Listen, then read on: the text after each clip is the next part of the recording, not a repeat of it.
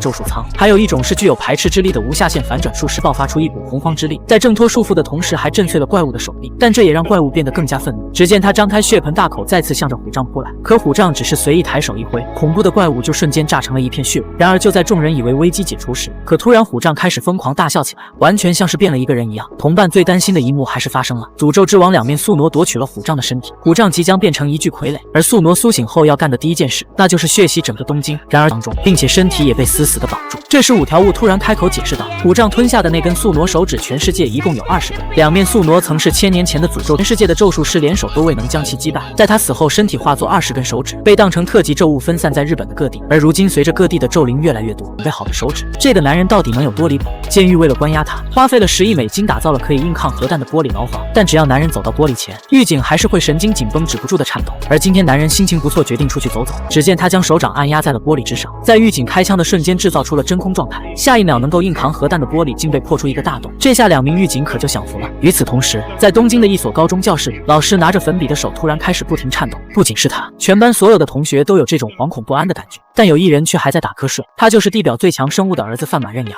画面一转，一辆限量版的劳斯莱斯停在了学校的门口，从车上下来一个长得酷似刀割的老头，而他就是东京地下格斗场的掌门人德川光成。一见到他，校长连忙上前点头哈腰，可殊不知德川真正要找的人，竟是刚刚转校过来的学渣刃牙。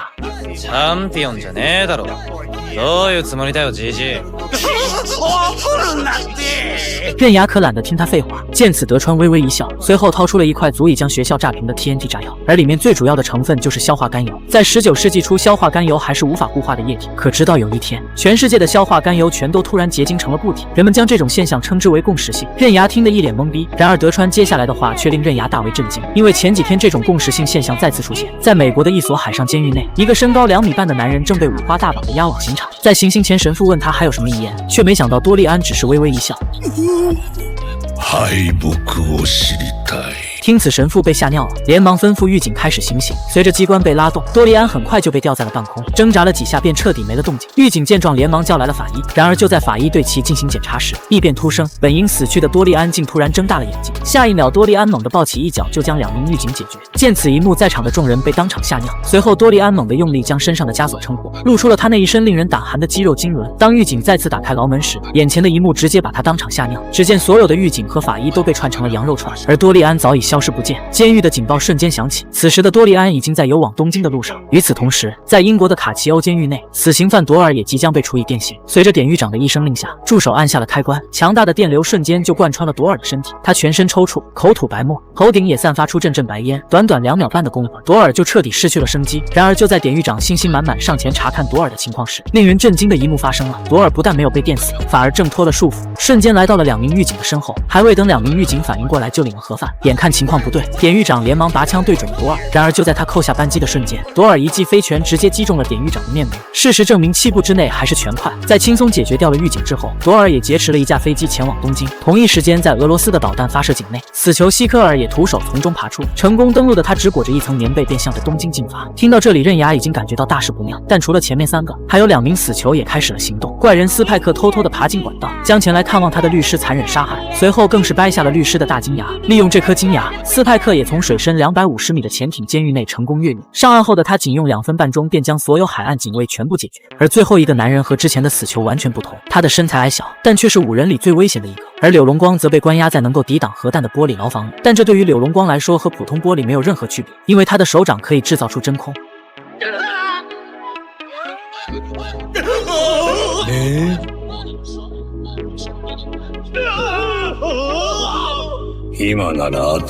随后柳龙光来到狱警的身后，对着他的耳朵轻轻一吹，瞬间一股不明固体就从狱警的耳朵里喷出。而5大死囚受到共识性的影响，同时前往东京，他们的目的只有一个，那就是挑战地表最强少年刃牙。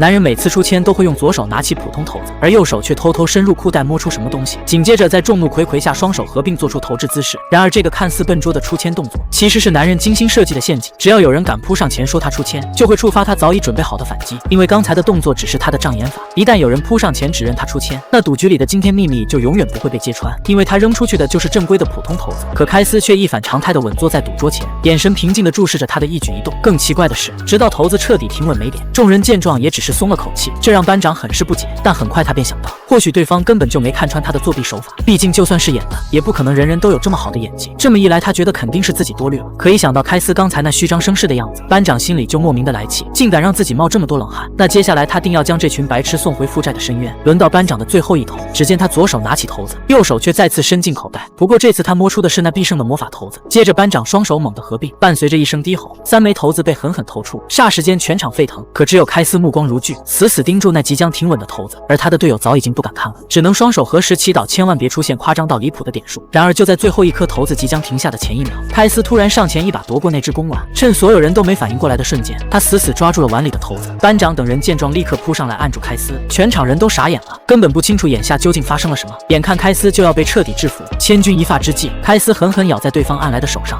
こいつらはイカサマをした。違うない。ここに証拠を握り込んだ。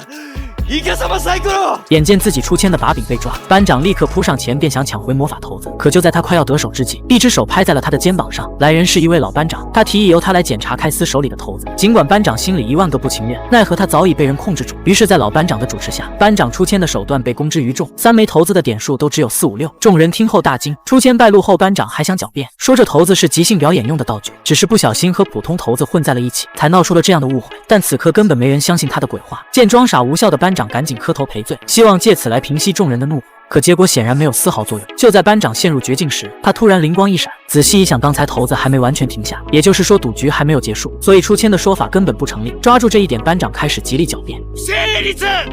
ノーカウント。ノーカウント。ノーカウントなんだ。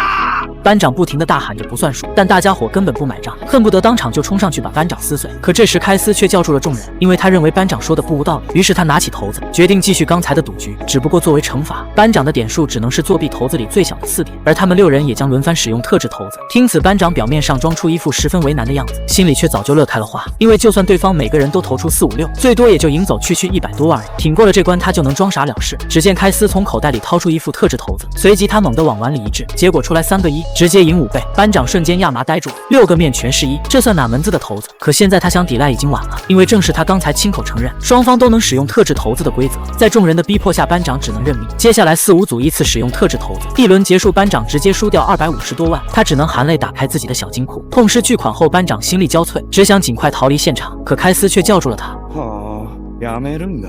一度負けたくらいで。カイジ君。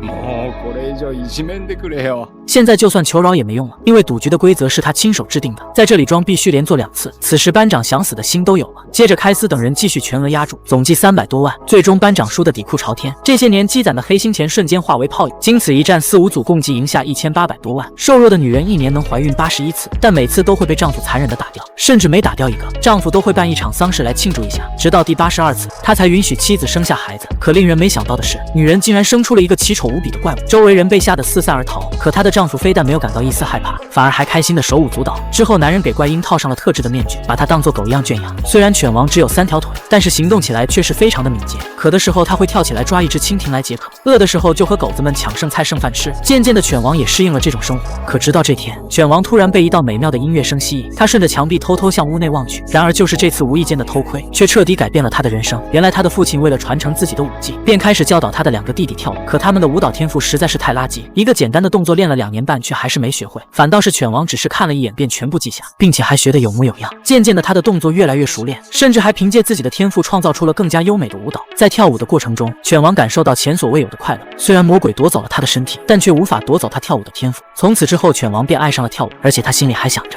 如果自己的舞蹈跳得足够好，或许就能够得到父亲的认可。然而这一切都只不过是他美好的幻想罢了。当他把这支舞蹈练得出神入化时，神奇的事情发生了，他竟然重新长出了2条人腿。犬王开心的手舞足蹈，于是他立刻跑回到村子里，想要和大家一起分享自己的喜悦。然而本以为自己长出人腿就不会被大家歧视的犬王，却在路过一间私塾的时候，看到了里面孩子们投来的异样目光，这让犬王心中产生了憎恨。既然人们都不愿意接受他，那他也没有再隐藏下去的必要。于是他直接摘掉了脸上的面具，将自己最真实的面容展现给了众人。见此一幕，村民们被吓得落荒而逃，可犬王却开心地跳了起来。甚至每当夜晚，他还会化身成葫芦怪，伸出5米长的胳膊去抢夺路过村民的武器。只要他们敢反反抗自己，犬王便会摘掉面具，将他们吓得屁股尿尿。本以为这招会屡试不爽，却不料这天遇到了一个奇怪的人。犬王再次摘掉了自己的面具，然而面对自己丑陋的面容，对方非但没有被吓跑，反而面无表情地盯着他。原来男人是个瞎子，并且还是一个精通乐器的琵琶师。伴随着男人手指在琵琶上不停摆动，犬王也不由自主地跟随着旋律跳了起来。可令人出乎意料的是，明明两人才第一次见面，可他们的配合却是十分默契。优美的舞蹈再加上欢快的乐曲，仿佛两人就是天生一对。就这样，两人成为了要好的朋友。随着时间一天天的过去，犬王的两个弟弟依旧是没有任何进步。这样下去，他们根本无法继承父亲的武技，反而犬王的武技在琵琶师的帮助下变得愈发精湛，甚至就连父亲的伴奏师在看到了他的舞姿后，都忍不住想要为其奏乐。然而这样的行为却让父亲怒火中烧，因为他实在无法接受自己的继承人会是一个丑陋的怪物。气急败坏的父亲一脚将犬王踹下了舞台。可即便遭受如此对待，犬王依旧没有放弃对舞蹈的热爱。这天，他像往常一样练习舞蹈时，身体却发生了奇怪的变化，他的背后长满了鳞片，嘴巴也变歪了，手臂更是长到了惊人的30米长。现在的他根本没办法站在舞台上表演。就在犬王不知该如何是好时，他的身边却突然出现了大量武士的灵魂。看着面前一颗颗跳动的灵魂，这让犬王产生了更多的舞蹈灵感。于是他决定和有鱼将这些故事收集起来，通过舞蹈的方式传播给所有人。两人说干就干，没有舞台两人就创造舞台，没有观众两人就做自己的观众。渐渐的，两人的故事也吸引来了许多观众。随着犬王一场场的表演，他的身体也逐渐变回到了正常人的模样，最后只剩下脸还没有恢复。而与众不同的表演形式也让他的名声开始大噪起来。很快他的事迹就被传得家喻户晓，甚至就连他父亲的观众也全都跑来观看犬王的表演。而他也成功代替父亲获得了京都第一舞王的称号。可这却让父亲无比的愤怒，他认为是犬王抢走了自己的地位。恰巧皇帝也听说了犬王的故事，于是便命令犬王为宫里怀孕的妃子进行表演，并且在表演结束后必须摘掉自己的面具。得知了这一消息后的父亲欣喜若狂，如果让怀孕的王妃看到犬王丑陋的面目，那么一定会将他处死。于是父亲急忙代替犬王答应下了这场表演。ただし、美和ととも